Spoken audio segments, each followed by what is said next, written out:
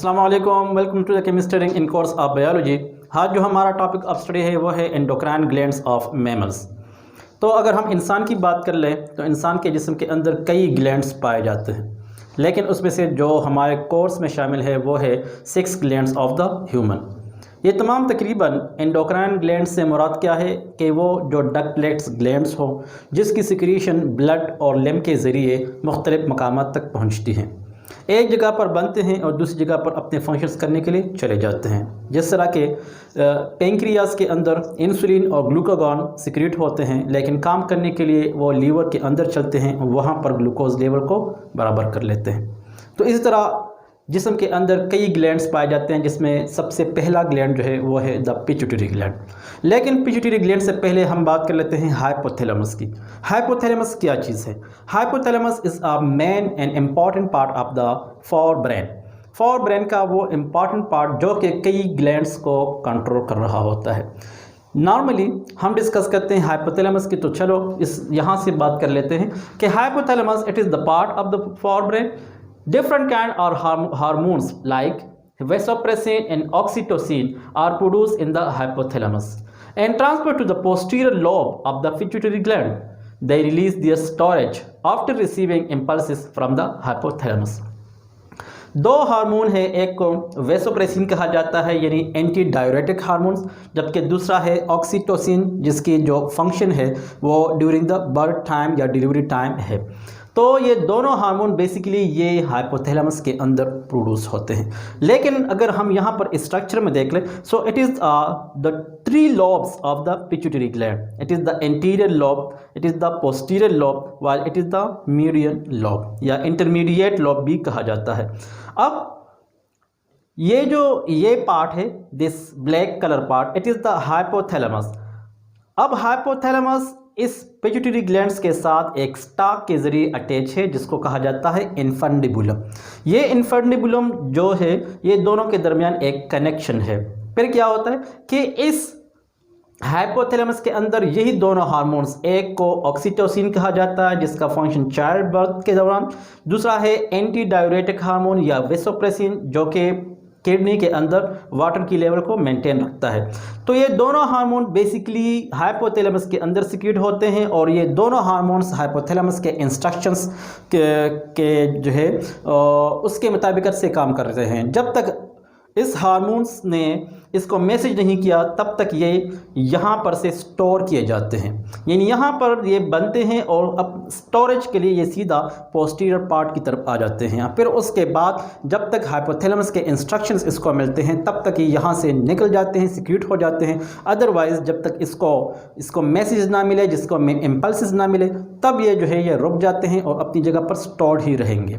तो यहाँ पर हम ये कह सकते हैं कि जो posterior part of the pituitary gland है ये अपना कोई हार्मोन बनाता नहीं है, ना अपना कोई हार्मोन सिक्रीट कर लेता है, बल्कि it totally depend upon the hypothalamus. अब हम आते हैं the structure of the pituitary glands. तो यहाँ से स्टार्ट कर लेते हैं।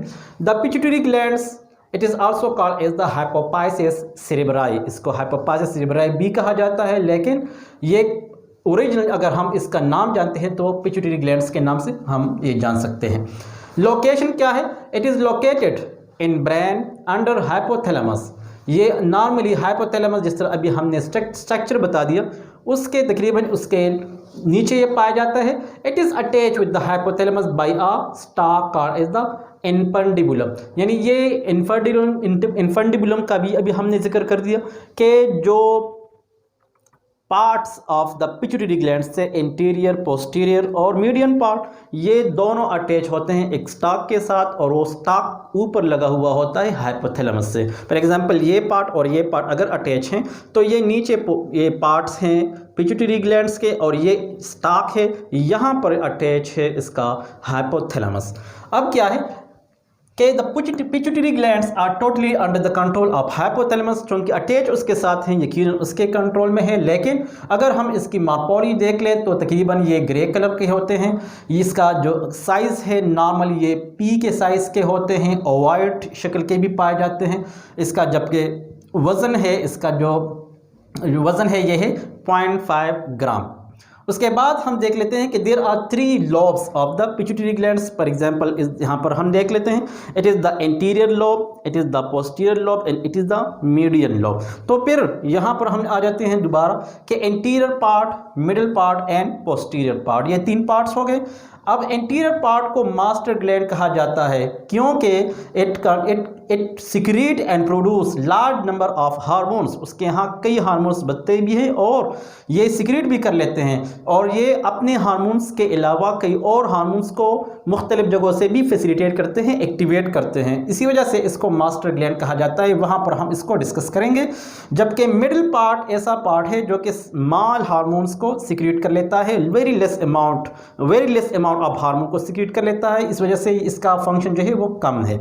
लेकिन जो पोस्टीरियर पार्ट है, जिस तरह अभी मैंने पहले जिक्र कर दिया कि पोस्टीरियर पार्ट तकरीबन 98% ये डिपेंड करता है हाइपोथैलेमस पर, कि हाइपोथैलेमस खुद जो ऑक्सीटोसिन और वेसोप्रेसिन या एंटी डायरेटिक हार्मोन्स वो बनाता है, तो फिर यहाँ पर इसको स्टोर कर लेता है और फिर इंस्ट्रक्शंस की बुनियाद पर ये यहाँ से सिक्रीट करते हैं और जहाँ पर इसकी ज़रूरत हो तो वहाँ पर कैरी करते हैं। अब हम आते हैं कि एंटीरियर लॉब का अपना फंक्शन और उसके कैरेक्टरिस्टिक्स क्या है। एंटीरियर लॉब सबसे लार्जर लॉब है, सबसे बड़ा लॉब जो पिट्यूटरी ग्लैंड्स का है वह है anterior lobe. It secrete large number of hormones as I have discussed before.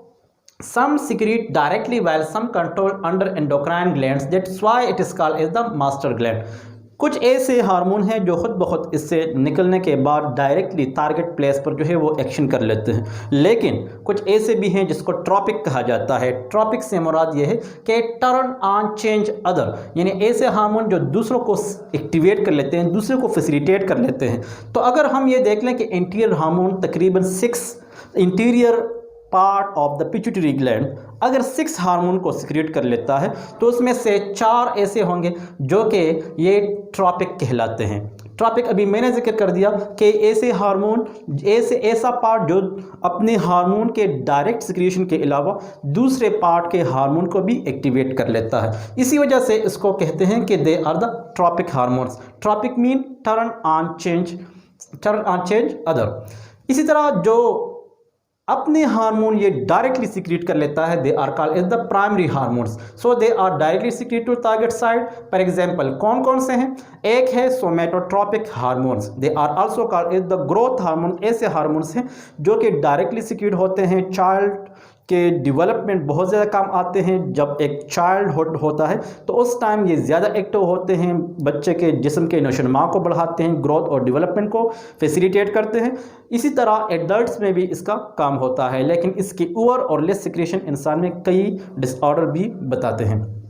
इसी तरह लैक्टोजेनिक हार्मोन्स या प्रोलैक्टिन्स भी एक किस्म के हार्मोन्स हैं जो दोनों तकरीबन ये प्राइमरी हार्मोन्स हैं, यानी प्राइमरी फंक्शन इसमें आ जाता है। ये 2/6 टोटल हार्मोन के 2/6 ये होते हैं। जबकि यहाँ पर जो ट्रॉपिक हार्मोन्स हैं they are secrete by the endocrine glands, यानी ये खुद भी सिक्रीट करते हैं बल्कि ये दूसरों को भी एक्टिवेट कर लेते हैं। तो कौन से जो एक्टिवेट होते हैं इसकी वजह से, एक है थायराइड स्टिमुलेटिंग हार्मोन्स, दूसरा है इसको TSH से जो है सिंबलाइज किया जाता है एडिनो कार्टिकोट्रोपिक हार्मोन्स, इसको ACTH से सिंबलाइज किया जाता है। फॉलिकल स्टिमुलेटिंग हार्मोन्स यानी FSH, इसी तरह ल्यूटिनाइजिंग हार्मोन LH से इसको सिंबलाइज किया जाता है। 4/6 ये टोटल ट्रॉपिक हार्मोन्स कहलाते हैं। तो ये जो हार्मोन्स यहाँ पर हमने जिक्र कर दिया कि पिट्यूटरी ग्लैंड्स चूँकि एक इम्पॉर्टेंट ग्लैंड्स हैं, ये मास्टर ग्लैंड इसलिए कहा जाता है कि इसके अंदर ये 2 किस्म की खूबियाँ पाई जाती हैं, एक अपनी सिक्रीशन और दूसरा दूसरे को एक्टिवेट करना। उसके बाद जो है ये अपने फंक्शंस को बहुत ज़्यादा फैसिलिटेट करते हैं, ये अपने फंक्शंस को बहुत ज़्यादा स्प्रेड कर लेते हैं। और ये एक हार्मोन दूसरे हार्मोन को जब सिक्रीट करता है तो यकीनन उसके फंक्शंस भी कई डिफरेंट होंगे और कई मुख्तलिफ जगहों पर ये मुख्तलिफ फंक्शंस दिखाते हैं। आज के लेक्चर के अंदर हमने पिट्यूटरी ग्लैंड्स का एक पार्ट पढ़ लिया कि जो इंटीरियर पार्ट था उसके अंदर कौन कौन से हार्मोन से वो पढ़ लिए। फिर उसके बाद हम हर एक हार्मोन का अपना फंक्शन पढ़ेंगे इंशाल्लाह नेक्स्ट वीडियो में। उम्मीद है कि आज के लेक्चर को आप बेहतर समझे होंगे।